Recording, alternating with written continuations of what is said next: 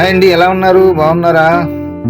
ఈరోజు క్రిస్మస్ అని మా పిల్లల చెంద ఈ పాటని పాడించాము. ఈరోజే కొత్తగా ట్రై చేయడం. ఇంతకుముందు పాడేవారు కానీ స్పెషల్గా అయితే పాడలేదు. ఎలా ఉంది? బాగుందా?